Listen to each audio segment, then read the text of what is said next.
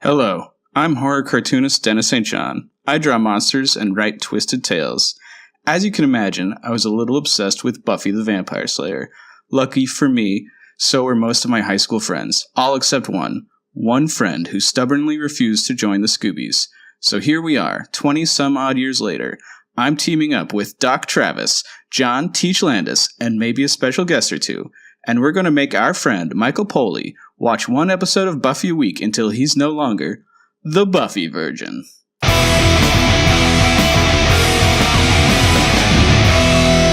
Hey everybody, welcome back to Buffy Virgin, the podcast where we're watching every episode of Buffy the Vampire Slayer in a spoiler-free format, so we don't spoil the Buffy Virgin. Hi, I'm the Buffy Virgin, so I'm watching Buffy one episode at a time. I'm just not familiar with what's going to happen next. I make predictions about what's going to happen, and I've seen only up to Season 4, Episode 8, and a bit of Season 1 of Angel. Oh yeah, that's right. The episode we're watching today is Pangs, Season 4, Episode 8. I'm your host, Denis St. John. I was just at Comic-Con, which was crazy. Why don't we introduce the doctor? Hi, I'm Travis. I'm not a creative person, so don't know what I'm doing on this podcast. I'm kind of like, just extra filling. I'm like the watercress, in a salad. But that's not hungry, a little hungry, but that's okay. Travis, you're one of the most creative people I know. It's just that life is your medium. And that voice you just heard was John. John, why don't you introduce yourself? Hi, I'm John. I'm one of the dudes on the show of a lot of dudes. If you're ever watching Buffy and you're like, but what does the man have to say about this? Anyway, so let's jump into reactions. Audience reactions. So we haven't had a lot of reactions this week because 2 episodes that have been recorded haven't aired yet. On Twitter, Primeval Podcast started following us, and they say, so they review the show Primeval, which I think is about time traveling to dinosaur times. They say, I love the podcast. Also, if you want to check out some of the comic books, then there's some available to read in full on the BBC Buffy site, which I didn't know about. So that's cool. So thank you. And when I was at Comic-Con, I was trying to take photos of every Buffy thing I saw, which wasn't like too much, but there was a Buffy scavenger hunt going on, but I couldn't sign up for it because I was working. But anyway, I posted a photo of me with Buffy, and Rich at Dingo Action asked if she is a fan of the podcast. And she was stabbing me in the photo, so I guess not. And I also right in the podcast. Well, this podcast is my heart, so yes, right in the podcast. I also posted photos on Twitter of my new Buffy poster, which I just got. And Ian Richardson, who's a fan of the cast and tweets at us often, said he had a poster hanging over. I had this poster hanging over my bed when I was 12, and I'm not even sorry. And it's from the Buffy movie. So thanks, Ian. Question about that poster, Dennis. Is that the first time you've owned that poster? No, actually, I owned this poster in high school, and it hung in my closet door. But I got rid of it at some point, and this is a recent eBay purchase. Sweet. So yeah, thanks for asking that question. All right, why don't we move on to the summary? The summary. It's Pangs. Buffy, Season 4, Episode 8. Or as I like to think of it, Angel, Season 1, Episode 7.5. Late at night, Angel sits behind a bush and watches as Buffy goes toe-to-toe with what appears to be an innocent old Navy model, but of course is actually a blood-sucking vampire. Buffy fights, Angel watches. When he's done lurking around in the bushes, Angel's next stop is to call upon one of his previous torture victims. You see, some friend of his back in LA has been having visions about Buffy, and he's worried.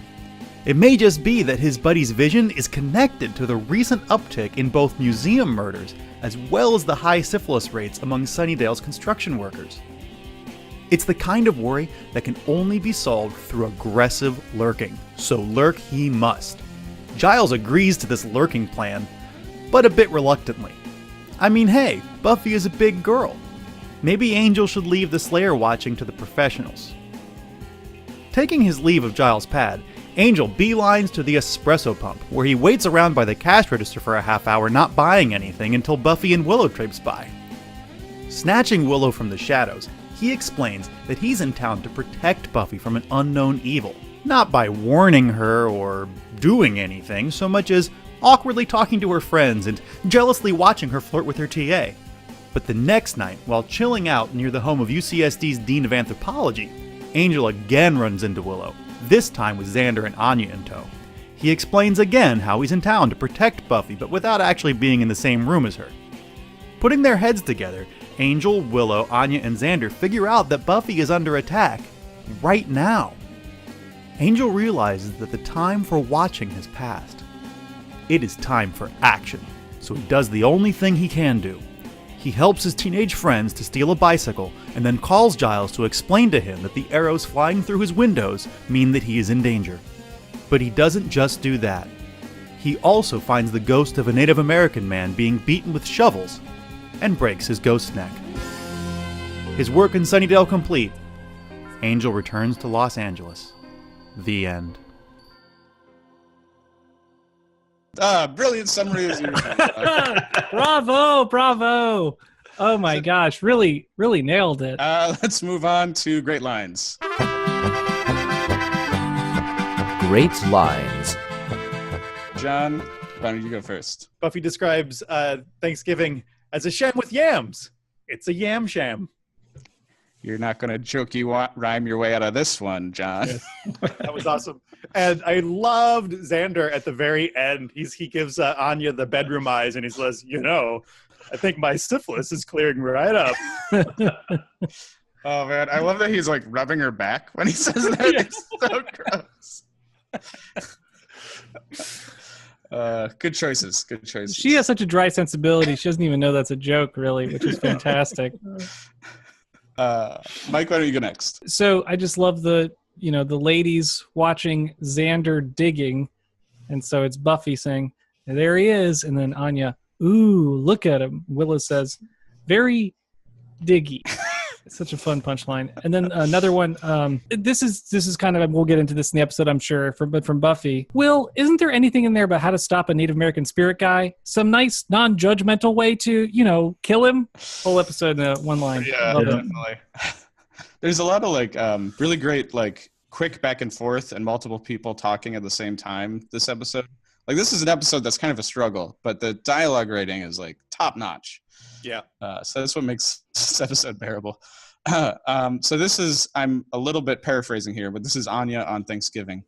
That's a shame. I love a ritual sacrifice. To commemorate a past event, you kill and eat an animal. It's a ritual sacrifice with pie. And then, let's see.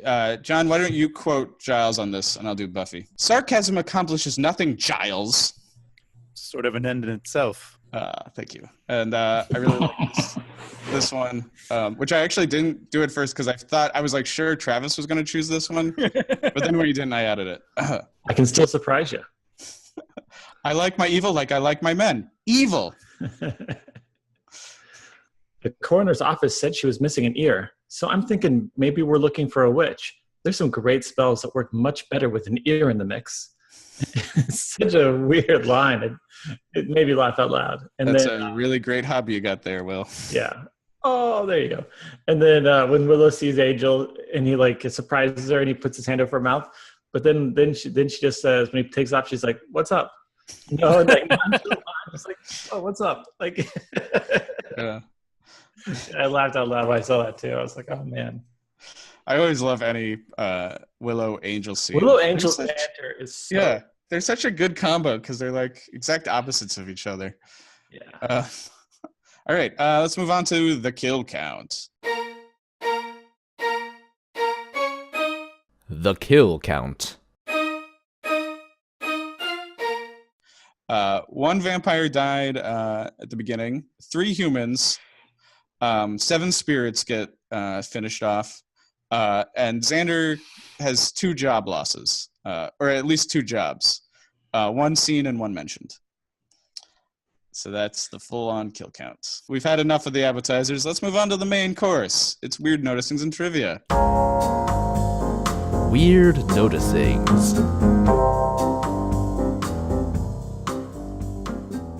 Johnny? Okay.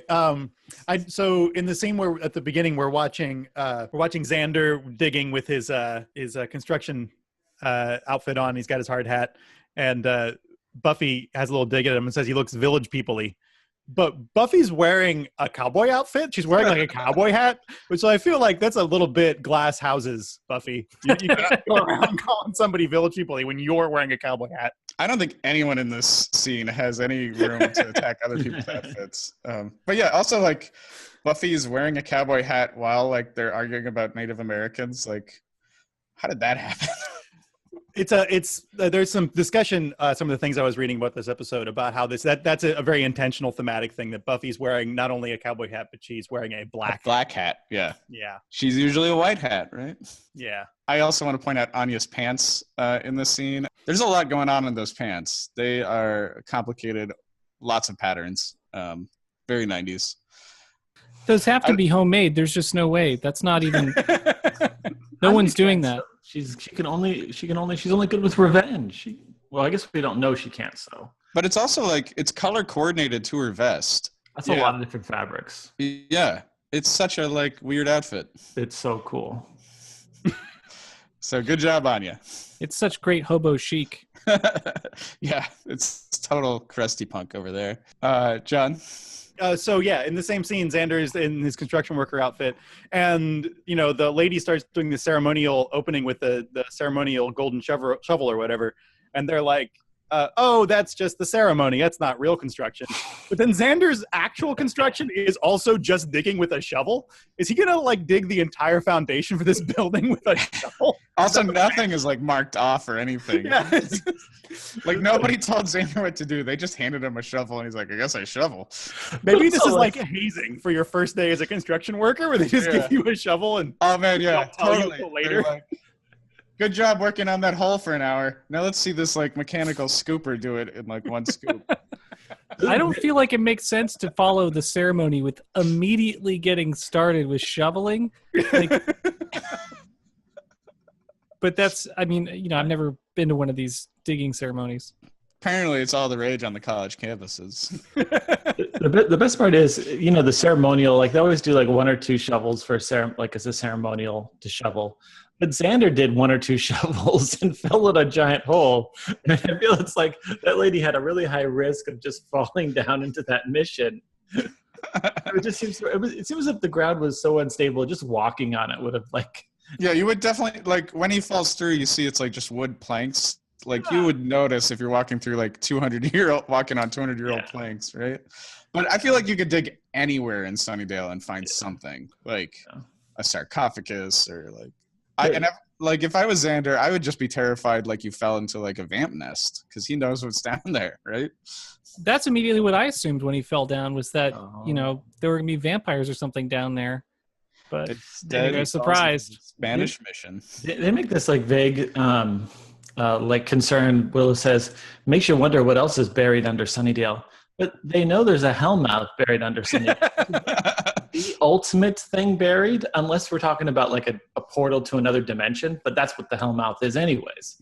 But it's like that's like the granddaddy of all things buried. So it's like, what else? It's jazzed about. It's funny for them to get interested in this now, and it's like, yeah, that's been our life for like 4 years. It's like, what's buried underground? I was just saying that. Speaking of the Spanish mission, in California, when like any Native American artifacts are found at a construction site, like it enters like just a ton of red tape, and then like specific state-assigned archaeologists get called in and get involved. And like I have a cartoonist friend whose daughter works on that, and like part of the things they have to do is like, because you can't really like it shuts the whole construction down, and they have to find a new site. But then like you also can't photograph the artifacts because that's like offensive. So like she gets called in to like draw the artifacts before they rebury them. Like, so California's got some like really complicated stuff that it does with these sites. I don't know if it counts for Spanish missions because that wouldn't, I don't know. But anyway, I was just thinking about that because I think that's really interesting to think about. Like you can't take a photograph of it, so somebody has to draw it. Why can't you take a photograph? What's the reason? I think it just it's I don't know the reasoning. I think it offends the Native Americans. Like it's part of the agreement they have with them or something. I don't know. John, you got the next little noticing here. Just that. So Willow and Buffy have a blender in the dorm room. That's all. In their dorm room is a blender, which is fine. I'm sure they make smoothies, and I bet it's delicious. Yep, they don't have a hairbrush, but Buffy's looking for it. Do they have a microwave? They have a toaster oven if you look in the bottom left. Didn't they have a microwave? Because we heard a ding some episodes ago, right? Yeah, that wasn't nothing about that triggered anything for me when I saw that. This is it's a Landis only. I've just I've ever since I've got into the boombox, I'm really into their appliances. Do you think the blender comes from hell also? It's just anything's possible. I can't wait for them to use it so you can critique which buttons they press. That was definitely not, yeah. That's a chopping sound, mix. but she clearly hits mincer. I mean, a blender is one of those wonderful things like pillowcases that didn't really enter my life until I had a woman in it. You didn't put cases on your pillows? No, I mean, I did, but All right, Mike, I think you got a big question here. But why doesn't Willow like Anya? I like Anya. There's like a little bit of a rivalry or sexual rivalry. Frustration. Is it root sexual rivalry? Yeah, I think it's residual Xander crush. I don't think it's much to it. Because Willow wants to not invite Anya to Thanksgiving or to a get together with friends. Anya's kind of tough to be around sometimes. Yeah, she's also weird. I think that's part of it too. Yeah, she's just difficult. I don't know her well enough. I think it is maybe weird when you spend like all of high school and college fighting monsters, and then your friend starts dating one. You're like, is this something we're okay with? John, you got another. This is not about a dorm room. This is about Xander's room. So yeah, Xander's basement room, which is supposed to be really schlubby. He has this amazing like chaise lounge recliner thing that is a beautiful orange piece of mid-century furniture in his really schlubby basement dwelling. And I feel like if that were in like a boutique furniture store, that'd easily be like a $1,500, $2,000 piece. Wow. Maybe I don't know anything about furniture. I'm just guessing. Okay. That sounded like you knew what you were talking about. Look at it, though. That is nice. Maybe he stole it from his drunk dad. Maybe. I mean, I feel like it's one of those things that, upstairs. they don't really, they just think it's an old thing. They don't realize how cool it is and how. It's funny you notice that because in that same shot, I was trying to stare at the comics and try to figure out what they were, but I couldn't. We all bring our own lens to it, don't we? Yeah. I was just looking at his body. As a doctor. Mike? Yeah, so there's this scene where Riley gets called a mama's boy by the other crew in the initiative. By Forrest. Okay, thank you by Forrest, and they're all wearing face paint and like dressed in military fatigues, hunting down 17, which is Spike, and it's weird for this these. It feels like a bunch of brothers, right? Or buddies, giving him a hard time, but following orders is not like a bad thing in a military situation. Like they all should be following orders, but because Riley wants to follow the orders the most, he's the mama's boy, and they're all excited about going home for Thanksgiving. This is just a weird scene of really immature military types, and this is an only in Buffy kind of situation where they get to both be immature and then also be in the military. I feel like other depictions of a military that are fighting supernaturals just kind of cast them all into the tough guy direction, right? Versus this kind of cute harassment that they're giving Riley. Anyway, this scene felt super weird, and well, plus they have really unreasonable faith in their camouflage. Yes, thank you. That face paint is such garbage. I guess they're just okay, now you know who the initiative is, so we can't put them in masks anymore because this whole dialogue scene would be so confusing if they're wearing masks. They're already getting paid. They're getting paid extra because they've been in a couple episodes, and they're like, "There's no way we're going to keep paying them extra if we're going to hide their face," So they're this face paint that doesn't hide Riley's distinctive hair. I hate that scene so much because it looks like garbage. It does look. It looks really bad. I mean, I just imagine these guys are camp counselors, trying to find a kid that disappeared or something like that, but don't really give a shit. There's no way. I mean, this paramilitary organization is run by children. And their budget is so outsized. Yeah, and mom. So we go from a scene we all hate to a scene that I think is lovely, which is the Willow and Angel scene. And like, I don't know, just the whole thing where she's covering their mouth and he's like, you're evil. And like the weird pointing out, like when Willow starts getting into her own issues, and it points out that like both Willow and Buffy have boyfriends who left town for their own good, for like like how often does this happen in real life? But it's happened to both of these guys. That's a great observation. Yeah, I would love to discuss that more later. That's super weird. Yeah.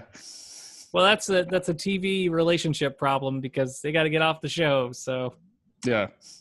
But they can still come back for guest arcs. So Xander is still holding out the girlfriend card. Like when he's apparently sick and dying, he mentions that Anya might be his girlfriend, and she gets so excited. And the fact that this is like not clearly stated yet. Anyway, Xander's a jerk. Yeah. Well, like back in Beer Bad, which is the last episode I've listened to, like Anya's not even in that one, and he's like hitting on college girls, right? But they seem very relationship-y now. Yeah. She's like taking care of him and he's sick. Like that's a girlfriend at that point. He has a hilarious like idea of how to take care of someone. It's like strip them completely naked. I also like nobody is concerned. Like Xander mentions you might get sick, but like nobody is personally concerned about getting sick from him. Like, like Anya has the like we'll die together thing, but then they bring him to the house, to Giles's apartment, and nobody's like, maybe you should go back home so we don't all get this. Yeah, and no one's like thrilled that it's a supernatural sickness. I mean, like this could easily have just been like a regular communicable disease. Yeah, it's just like no proper quarantine. Yeah. No one to talk about quarantine are those beefcakes from the Initiative. You know what I'm saying? So silly. Yeah, they're not really ready to deal with disease at any kind. Thankfully, the show doesn't ask them to. Doesn't have to. Yeah. John? So Spike is later in the episode, he's got his brain chip in, and he's shut out of vampire culture and of drinking blood. And to illustrate this, he wraps himself in a torn blanket and throws himself about town. And I understand the characterization accomplished by the torn up blanket, but what practical purpose, especially given this is Southern California, what practical purpose does the torn up blanket serve? It's hilarious. I mean, we'll talk about this later, I guess, but he uses it to cover himself up from the sun, right? Right, but he's doing it at night also. Yeah, I know, but it's so good because he didn't lose his leather jacket. Like, he's wrapping it over the jacket. I guess, like, a vampire who doesn't drink, like, starts to get, like, colder than body temperature. Or, like, they start to feel the cold. I don't know. I can't believe Spike could even go to their house and, like, act like he might be invited in to be fed. But also, that blanket had all kinds of holes in it. It was like... What was like protect me from the sun? I know this blanket with 35 giant holes in it. Well, he probably tried to steal a better blanket, and the bums beat him up, and this was like all he could grab for them. Get a poncho. Get a tarp. I love the scene of him looking longingly at the vampires eating that guy. That's that scene is really weird too. I was going to bring that up because they're grabbing a amateur vampire's head and shoving it into somebody's neck to teach him how to vampire. Is that what's happening? Yes. Yeah. It's really weird. You're my baby vampire. Stuckle on this arm. Not sure why Spike gets the B story in this episode. Except there's an image in someone's mind of him being at a Thanksgiving dinner. But lordy, does that not need to happen or make sense? And like the getting of him there is so needlessly complicated. Before he gets there, he needs to see Harmony. Oh, he does. And I'm so delighted that Harmony fended off this would-be abuser. I mean, Spike just goes right back into his old role when he's there. And you're like, oh, damn, please don't. I don't want Harmony to be abused. And then she thankfully pulls his stake and he takes off. Yeah, But, man, hidden in the bed. I was so anxious when that scene started. I like in the first time Buffy fights the Shumash warrior that she like literally rings his bell. She smashes his head against a bell. I was like, lol, pun. And in Buffy Scar Watch this week, it's visible when Buffy opens the door for Xander and Anya. And I don't know if it's maybe just the lighting or they just put it on for that one scene because she's wearing the same shirt for like a long period of the episode, but I only really saw it that one time. When Xander steps into word trouble with Anya, with his unthought out, you don't reason with vengeance demons, you kill them. Like, I don't know. That's such comedy gold to me because, first of all, the scene is written really well. There's like 3 conversations happening. But I love like everybody else in the show feels like the need for like repentance for their evil. And like Anya doesn't feel that at all. She's just like, she is not repentant about being a vengeance demon. It makes her just a nice, refreshing change from like Oz and Angel. And they're like, but I'm a monster. All right, I'm going to keep talking. Do it. I fucking hate the look of the Shumash warriors. Like, I wish that the episode make them look like zombies or ghosts or something. Like, they look like they're there to like you're taking a tour of this mission and they're like, let us show you like they, I don't know. I wish they at least make their clothes rotten or something. Like, they're the worst looking like monster I think the show does. They're maybe just so afraid to like be offensive that they like make their costumes all clean and everything. Like, I just wish you made them a zombie or something. I mean, for all the role they play in the episode, they might as well just be monsters. Yeah. Yeah, it's like they stepped out of the diorama. Yeah, You know? thank you. Yeah. You know, it had been so long since I watched this episode. I was certain that it was going to be Anya that was going to spill the beans that Angel was back in town. Oh, yeah. She wasn't. I was like, oh, that's a nice surprise. You know, I was like, it's going to be her. Instead, it's all syphilis. It's Xander. Mike? Yeah, so when the Chumash warriors, I guess the lead warrior, gets his weapons back from the museum by smashing a display case, that made me laugh. Like, because that's, of course, the weapons that you want are the ones that are on display, and, like, I'm sure they're period appropriate.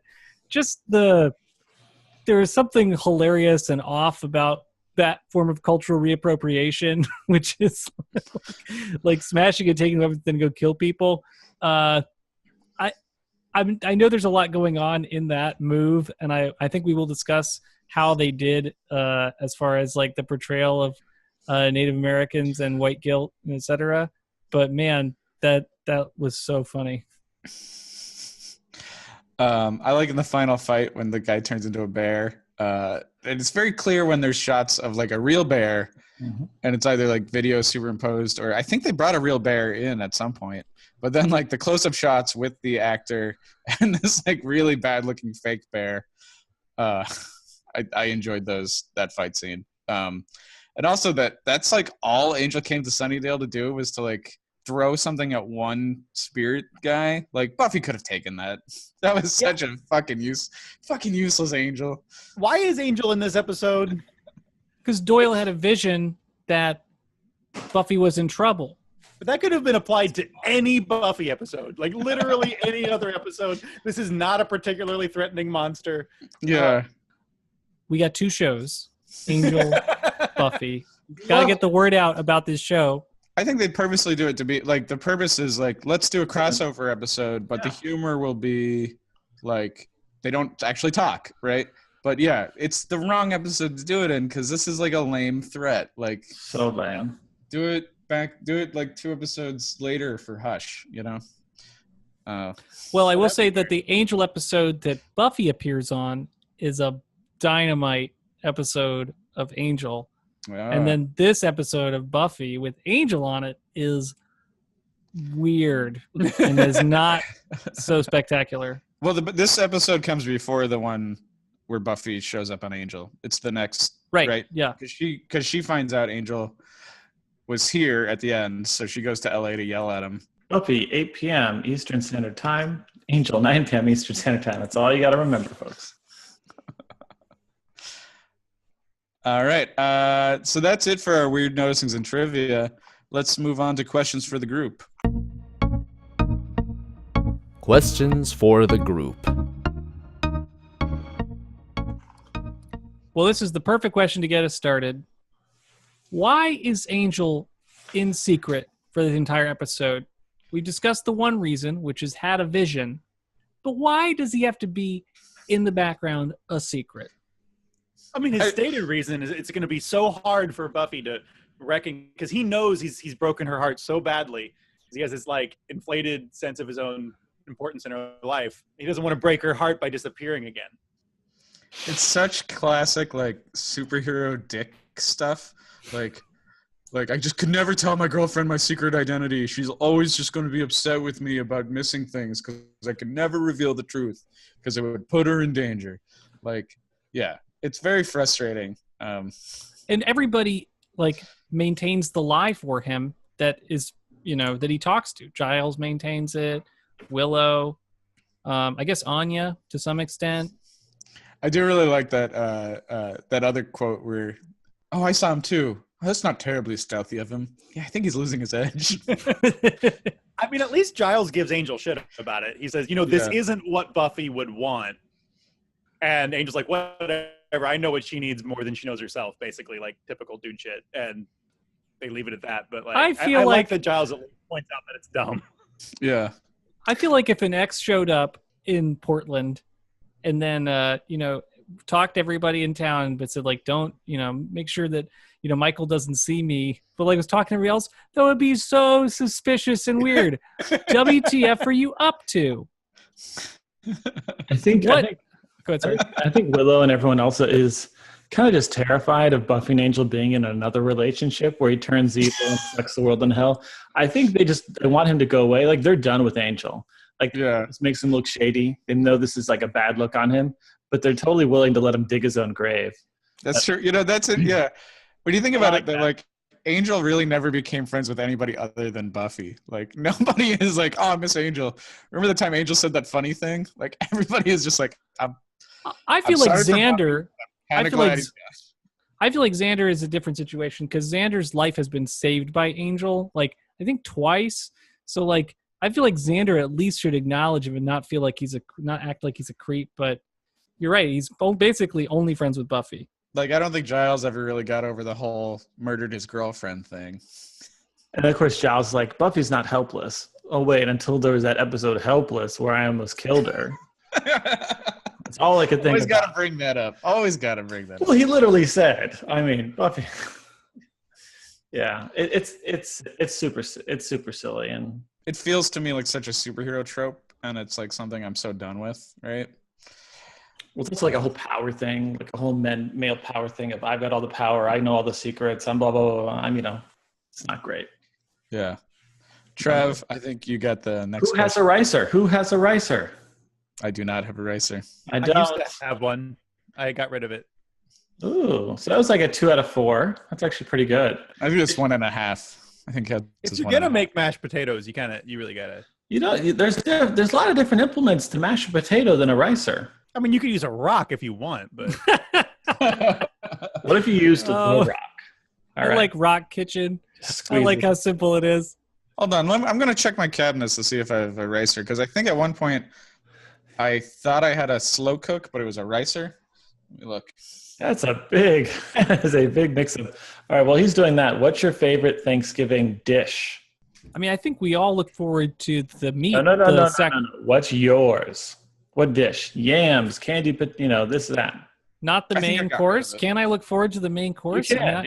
Don't say we, just say you. I like that moist turkey. I like turkey with gravy. Okay. I like that moist turkey. Gravy's got blood. I like dark meat turkey because that's the moistest turkey.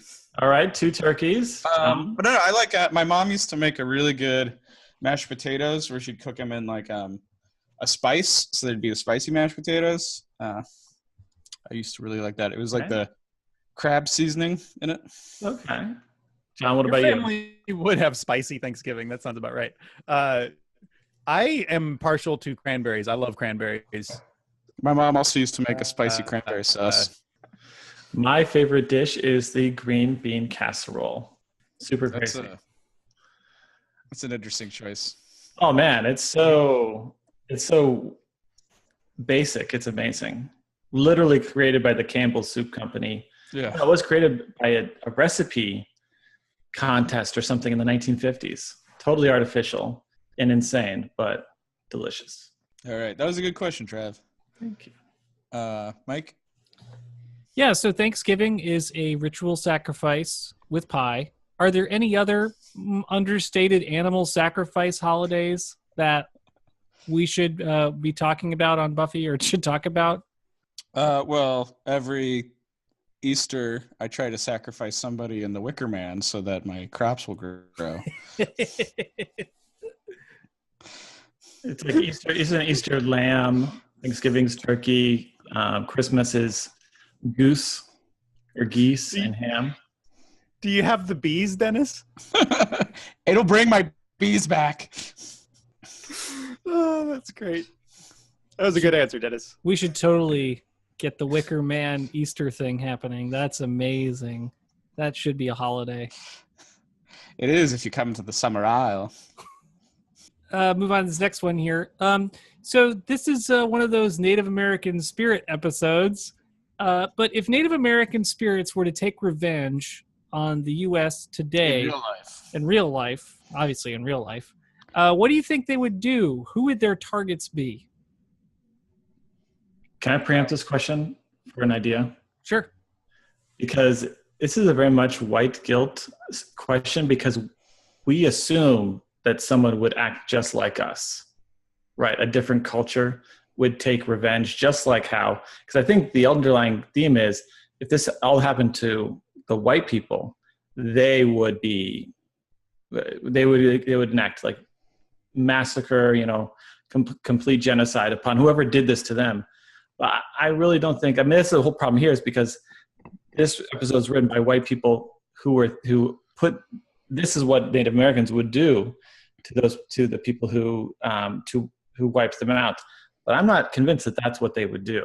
Like that's a really, really negative impression of what they would assume, what we would assume they would do to us. Because I'm not convinced they would enact this horrible revenge.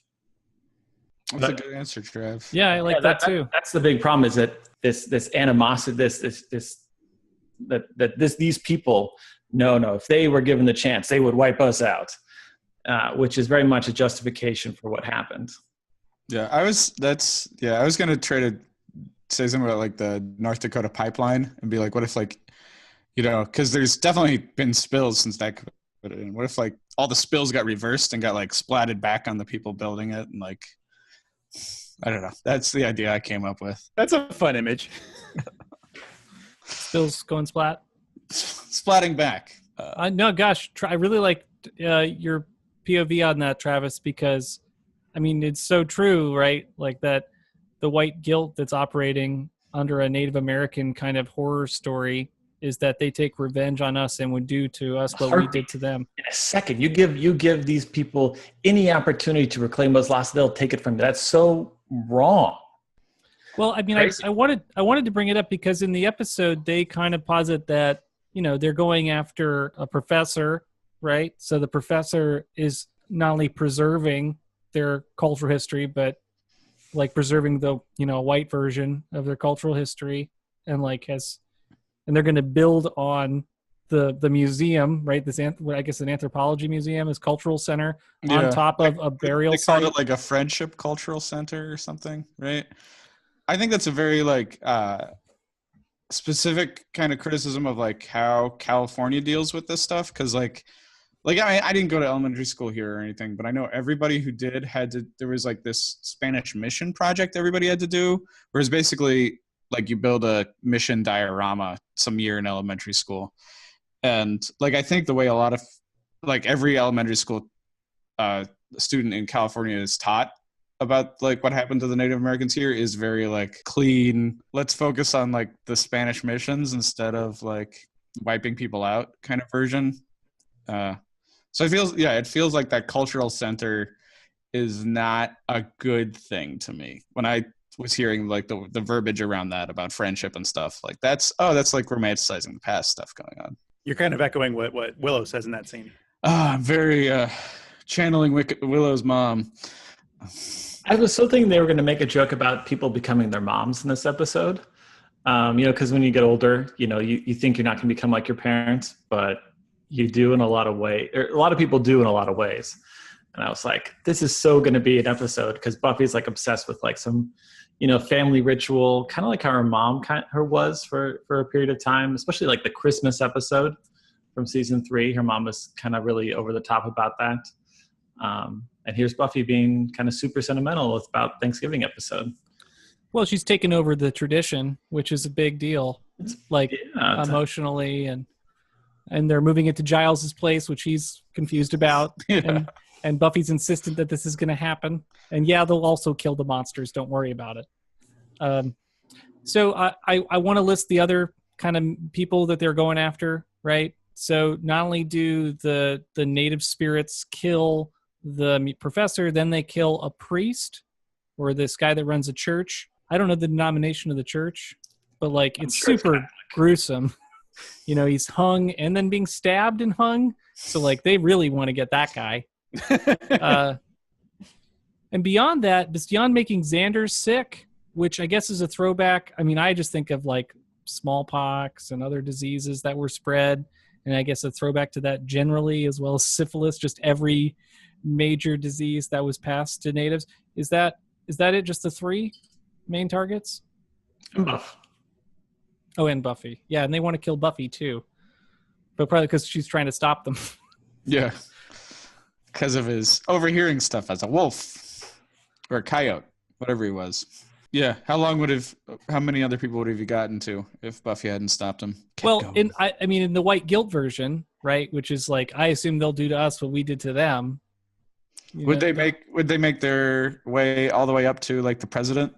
Yeah, I mean, I think they would try and wipe out everyone and then reclaim the territory for, themselves. And then I assume raise the buildings where students are living. I mean, I would go after the more innocent people. I would see more raping and pillaging happening. And then also ghost horses. I'd like to see some ghost horses happening. Yeah, ghost horses. Could have done that. I would like to see them appropriate proper, more dangerous weapons. I guess they did really well with bows and arrows and stuff, but I'd like to see them like break into the gun and knife, spots and like get something a little bit more like scarier. Where Buffy and Faith broke into? Get like yeah, exactly. Whatever that was. Sporting goods store. Yeah. I mean, I get that there's like a symbolic importance of using the weapons in the museum, but I guess when a ghost comes to attack you, it's mostly symbolic anyway. So for them to go to a gun store wouldn't make sense. It's like, I'm a symbolic monster. I'm not going to use your weapons against you. Okay. Using my stuff. Mike, you got the next question here also. Okay. Yeah. Sorry. So this is about Spike. The blanket thing really bothered me because if Spike can protect himself in the sun with the blanket, can't just vampires walk around with umbrellas and baseball caps? Like, what are they even worried about the sun? Oh, man. Because on Angel, in particular, Angel is so fast and loose with the sun. Angel season 1, I think, is the worst the Buffyverse ever gets with the sun. Like, his office is like in front of 2 large windows, and they never have the shades all the way drawn. I mean, they call it out a little bit. So I just saw an episode of Angel where someone was like, oh, isn't the sun bad for you guys? Isn't it a big deal? Like a demon says this. And Angel's like, it's not as bad as you heard. Right? Or whatever. Like they just kind of... After them getting caught on fire so many times. There's also the Ghost Denis episode, which you must have watched. It's the one before the bachelor party. Mm-hmm. Okay. Like when Cordelia opens the door like to her apartment, Angel is standing in the direct sunlight. Like, there's not an explanation for how he got there. You're just like, what the fuck? And then Doyle is like, oh, let me like close the windows so the boss doesn't catch on fire. But like, you're already out in the sun, dude. There's some more great sun issues in season 1. So Mike, you just stay tuned. There's like one episode that's just going to drive you bananas. Like you're just going to go like you're going to throw like a remote at the TV for one episode. pretty great. I mean, if he kept the Ring of Amara and then destroyed a copy, or like there's some reason why he's allowed to be out in sun a little bit.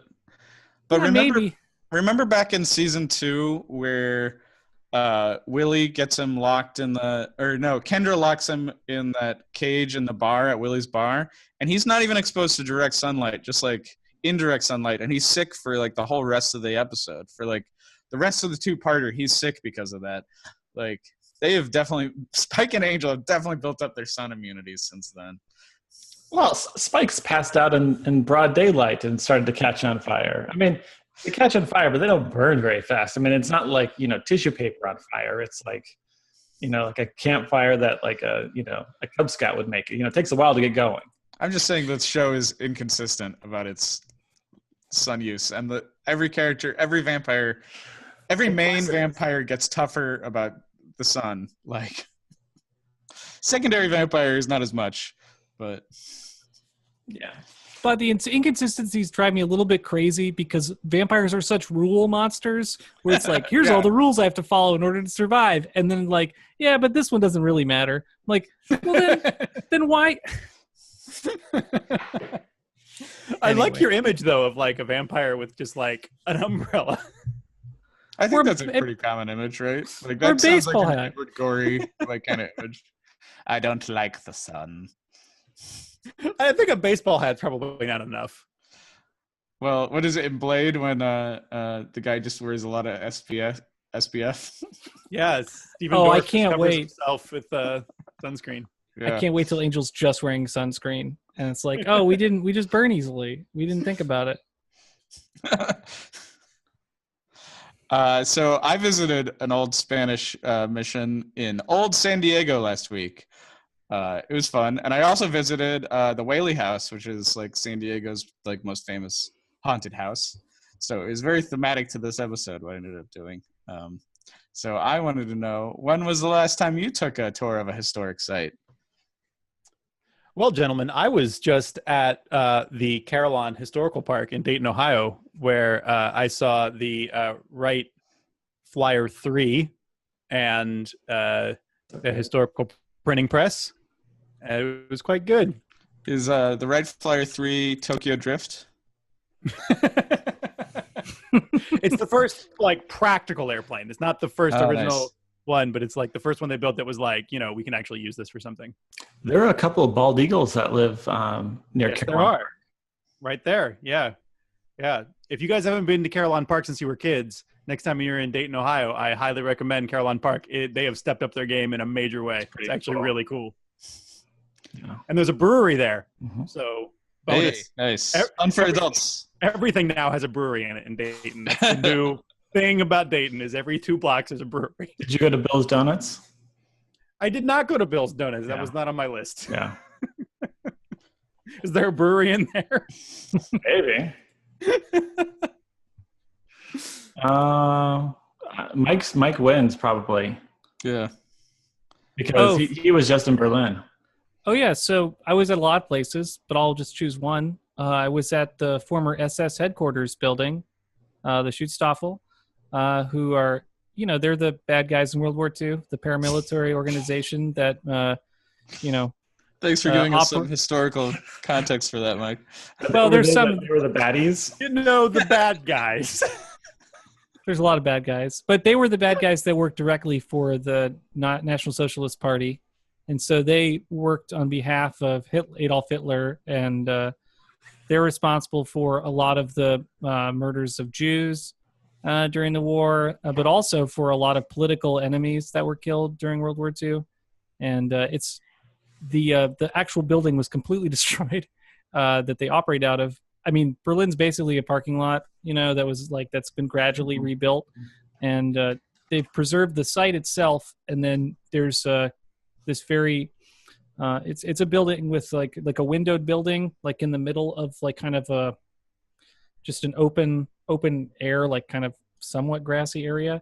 And then inside is like basically a walk-through diorama that's completely free, a walk-through kind of diorama style presentation of Nazi horrors. And the crazy part is most of the SS got to reintegrate into German society and were never tried for war crimes after the war. And it's actually a good thing for society for people to be reintegrated versus having them all executed. But man, such a fucked up museum. It was cool. It was crazy to see all the people, the political enemies that were tried. You look at, they had this really crazy contrast where they showed the number of Nazis that were then brought to trial for their war crimes, and then the amount of people the Nazis brought to trial for being political enemies, and it's thousands of people were executed, judged or executioner by National Socialists, and then on the Hague's war crimes trials, it's a handful of people actually stood trial. Anyway, tons of sites in Berlin, all terrible, but wonderful. Yeah. Sounds intense. I also went to the mission because it was free. That's why I did it. Oh, this was free also. SS headquarters is free. Yeah, to visit. I love free sites that bum me out. Anyway. All right. We got more. John? So this is a question for Dr. Travis. In the episode, we kind of figure out that Xander has syphilis, and Anya says, "Oh, you have syphilis, so you'll be blind and insane, but you won't die." Is that accurate? You can get a heart condition from syphilis, and that could theoretically kill you. Oftentimes, people can live for many years. Back in the old days, people could live for many years, and so then they would get some of these manifestations, such as going insane, as she says. So you're not going to die within the first year, 5 years, unless you were to get this really bad heart condition. But that's pretty rare for it to suddenly kill you. You're right. You could live for a long time if you had someone to feed you and gather your food and et cetera, but you could live for a decent long time unless you had the specific heart problem. May I suggest to the audience that you not look up the Wikipedia article on syphilis, because one of the symptoms is penis lesions, and there's a picture. So awesome. Unless you're prepared for that, or don't look up that Wikipedia article. Speaking of penis lesions, my question is, how do you think the meal tasted? It sounded like they had some good stuff going on. They're putting brandy in the yams. They've got they're trying to use fresh peas. Sounds like it might be pretty good. I think there's a lot of, in the Buffy fandom, there's a lot of discussion about whether Buffy is a good cook or not, because we know she doesn't know that lemonade needs sugar. Right. But she makes that picnic for everybody at the beginning of season 3, where she says, Martha Stewart doesn't know anything about fresh cut prosciutto. Yeah. So she's eating a lot of food. We know she's eating a lot of food. But I feel like this was the first big meal she's cooked, and I wondered, how's the turkey? How does it all work? Yeah, baking a whole turkey is really not for amateurs, is it? No. You got to work your way up to that. And plus, she was distracted with the whole raid and everything during prep time. Yeah, I wouldn't eat that turkey probably. Although that pie crust that she was making sounded delicious. I bet it tasted pretty good. Otherwise, they wouldn't have made fun of it, because they don't shy away from making fun of things that, right? There's not a slow burn. They're not going to bring up this Thanksgiving meal in 2 seasons. That's true. Or wait, maybe that's a prediction. Oh yeah, there you go, Mike. Is someone going to bring up this Thanksgiving meal? And how will they say it went? So I think that's it for questions of the group for the group. We're going to move on to recommendations.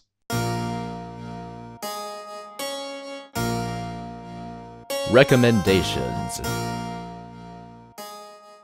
I am going to recommend Creepshow 2, specifically for the Old Chief Woodenhead sequence, which, it's. I was thinking about what to do with these recommendations, really, because there's a lot of stuff you could do with cowboys and Indians and stuff. So I kind of did a variety of stuff. So the Old Chief Woodenhead sequence is really odd. But it's actually a pretty creepy one. But it's the white store owner who has the old wooden chief, and then the young Native American kids who rob him and kill him. So then the wooden Indian kills the young Native American kids. It's it's pretty weird. When you think about what is this? I don't think the story is trying to say anything particular, but Like what goes down is pretty weird. I'm also going to recommend the 1978 movie The Manitou, which John and I have seen specifically because of Atomic Age Cinema. I've watched it since. That movie's amazing.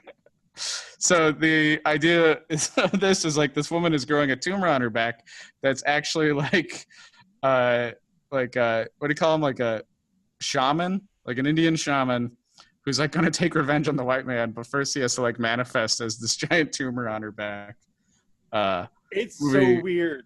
Yeah. And like there's like a portal to another dimension, and like at some point she shoots lasers out of her nipples. Yes, These are real things that happen in the movie. It's a wild movie. And the tumor, the body horror of just the tumor and it starts talking is so wild. Yeah, good movie. So that's a recommendation. I'm going to recommend this new movie, Derelicts, which I saw at the Silver Scream Fest this year, which is like a home invasion movie where these like psychos with like very like Manson family type visuals break into a family's house on Thanksgiving. So it's a Thanksgiving horror movie, and then they end up holding him hostage. And it's a really gross movie. Like, don't watch this movie if you're easily grossed out. Like, there's a teenage boy who gets his eye popped out through his own penis pump. So it's one of those type of movies. But I had dinner with the filmmaker and some of the actors, and they're very nice people. Like, it's definitely the thing of like, the grosser your horror movie is, the like nicer you are as a person. I think that's my like interpretation of these kind of things. And I'm going to recommend two modern westerns that kind of take very opposite paths about their portrayal of Native Americans. Bone Tomahawk, which was from 2015, and it's Kurt Russell, and he's got the same mustache or mutton chops that he had in the Hateful Eight. I think Bone Tomahawk is a lot better than the Hateful Eight, but it's like, like a kind of classic, like we got to go hunt these Indians, and then it like slides into horror movie territory. And it's got Matthew Fox and Patrick Wilson in it also, and a few other people who are really good. So it's a good movie. It slides into horror. And then I'm going to recommend from 2017 or 2018, Hostiles, which is a new Christian Bale Western where he's like this old cavalry man who spent his whole career like killing Indians. And then he has to like go take a few to their reservation. And it's like about him learning their humanity and stuff. And it's got, I think, Michelle Williams in it. But it's good. And it's like a very like man learns that other men are humans like kind of movie. And it's also brutal in a different way where you're just like, fuck, I would never want to live in the West, like in the Old West. Like there's just no easy life back then, right? So those are my recommendations. Why don't we do predictions, and then we'll end with themes.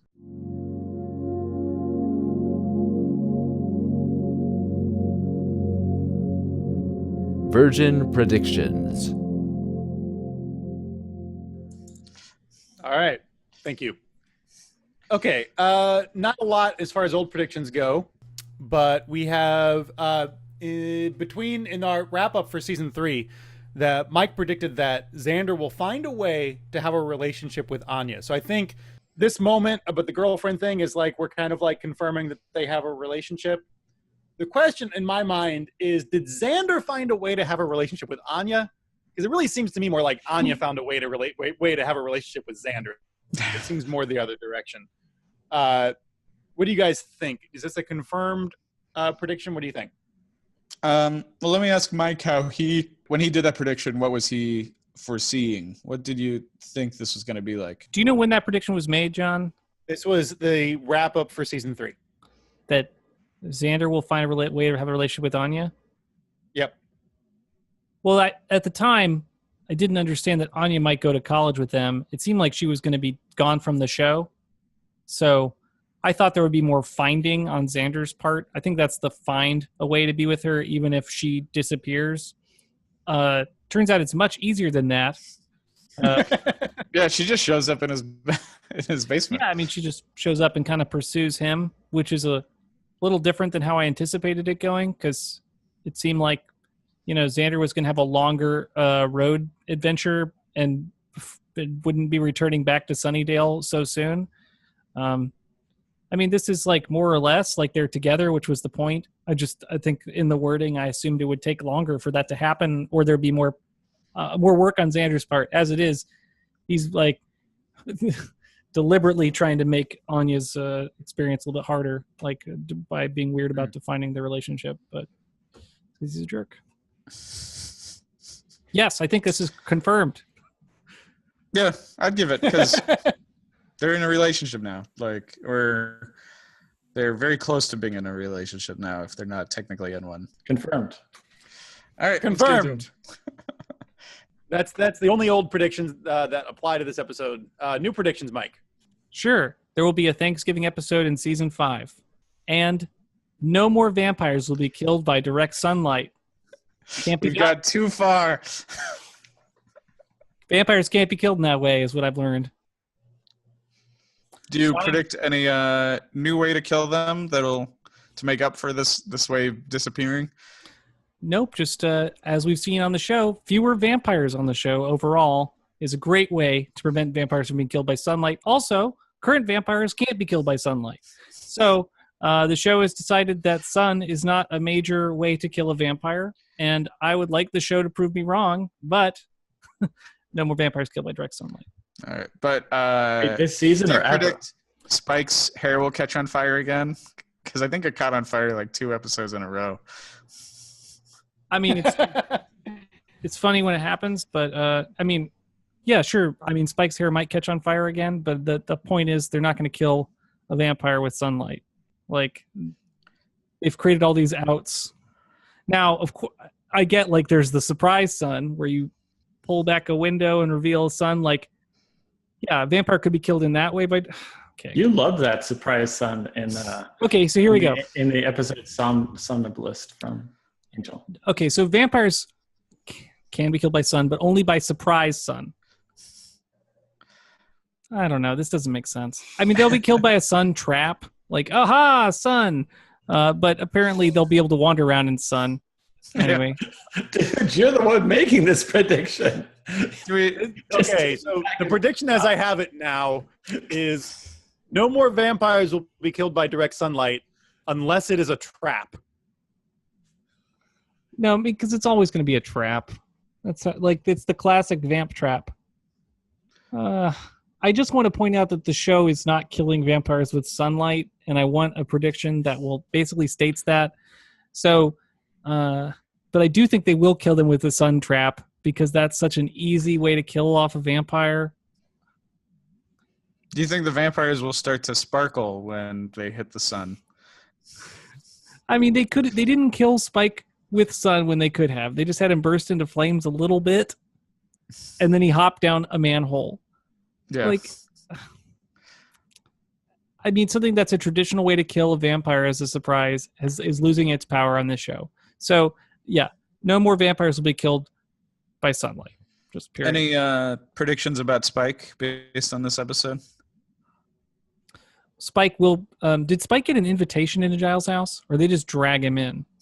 He had to have had an invitation to come in. But He had it was an invitation. done off This is camera. It's off screen. Yeah. Okay. Also, you've totally not focused on this whole idea of the chip and being neutered, and but there's some chip in his brain where he can't bite people. It's kind of like totally gotten lost in the background shuffle. Oh, Spike is gonna get the chip removed this season, but he's not. And also, side point: when Spike gets the chip removed, he's not gonna tell anybody. So it'll be a surprise when it happens. When it's You revealed, can it's trust surprise. me. I'm a harmless puppy. Bitey, bite, bite. I like it. All right, let's move on to themes and deep stuff.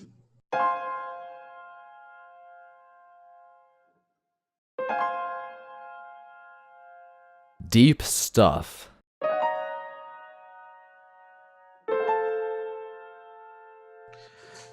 All right, I think we kind of just got the one this episode, but it's a big one. It's a can of worms. Let's pop it open and slurp on some worms.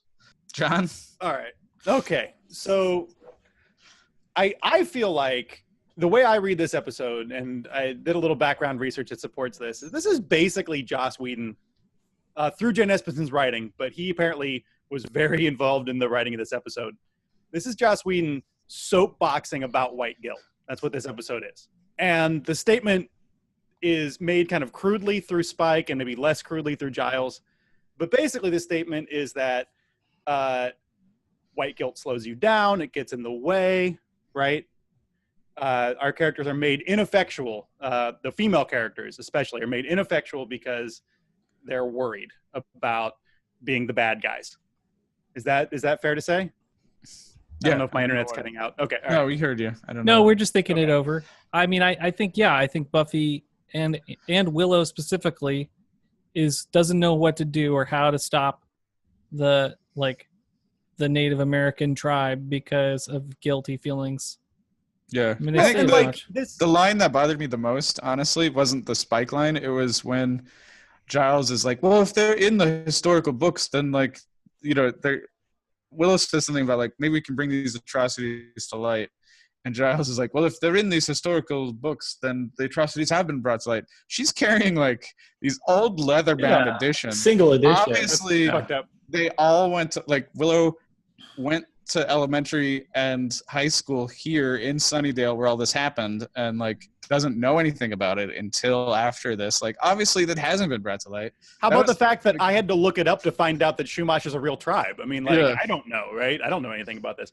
And so I think though that there is the seed of a good point, which is what's frustrating about it, right? There's a seed of a good point in there, which is that I think that, I mean, they're right. Like, and I think this is manifest in our culture more, maybe even more now than then, which is that there is a tendency, I think, among white liberals to focus on the wrong stuff or to focus on the minutia rather than what really ought to be the point sometimes, right? Like, there's all this flustering about, should we say Indian, should we say Native American?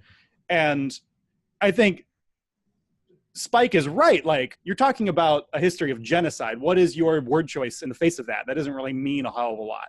That's the start of a good point, right? What's not better than white guilt, though, is to make up an Indian monster so that you can have the satisfaction of killing him. That's not better. Yeah. Like, this episode invents this monster out of pure fantasy Yeah. so that we can continue the genocide. Like, what is that? Yeah. Well, it also Maybe really- it's also a horror trope, though, right? The Indian burial ground, and Yeah. like this show has a lot of different horror baggage that it wants to deal with, like including puppets, and Native American burial ground is just one of these kind of popular tropes that Well, needs it's to like be. I It's like purposely didn't bring up Poltergeist just because I feel like that movie doesn't actually, like, it has a burial ground, right? But it doesn't like actually do anything with it. It doesn't like bring up like.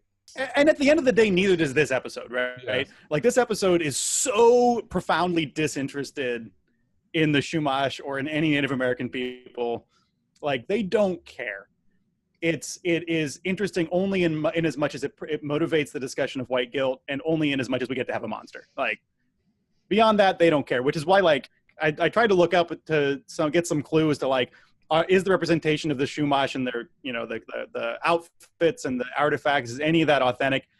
I don't think it matters at the end of the day. Yeah. I Well, don't think the just episode like- gives a shit. I mean, the episode is excited about that kind of Western finale, though, right? Where like they're being attacked and like holed up in Giles' place, right? Like it just Right. kind of it kind of ends in this Western kind of shootout kind of battle. Of course, the bear morphing, the crow morphing, that stuff is weird, but It definitely does nothing to change the overall commentary on or stereotyping of Native Americans. Oh yeah. Like, that's a huge problem. It kind of it tries to make, like, this is Joss Whedon, which like makes like a little bit of a good point and like a ton of other like baggage to make a broad statement about him, because I think we all know a lot more now. But it's like, okay, this little bit's good, but then there's this whole horrible thing that's tacked along with it. But if it's like the racist de facto stereotype, it's kind of untouched. That's this episode. It's like everything that has been said for 150, 200 years not a whole lot there has changed. We're just reinforcing negative stereotypes. I mean, it's even funnier because everyone on this episode was white. Yeah. I mean, it's so on the nose. It's just how undiverse this cast is. When you're saying that, color, and they were the initiative. Yeah. That was the only person of color, and they were in the initiative. And he was the guy who was being a smart aleck. I think it would be even worse though, like just to bring in like, oh, Buffy made this friend who's like a Native American, and like bring that character in for like one episode and then like have them never show up again would have been like 1,000 times worse. Isn't it a bit weird that the male characters like Giles and Spike were the ones who seemed that they were right, and the differing opinion by Willow and Buffy, but didn't really want to kill the Native American, because all of their people were already killed. So let's not repeat that mistake. That was kind of the wrong mentality somehow. Yeah, the episode's super soapboxy. You don't come away with this with a sense that like there's even two philosophies. You come away with it as in like Willow was worried about this thing that just stopped her from effectively dealing with the problem. Buffy was worried about a thing that stopped her from effectively dealing with the problem. And at the end of the, like I was reading online, somebody pointed out the white men at the end of the day were the right ones.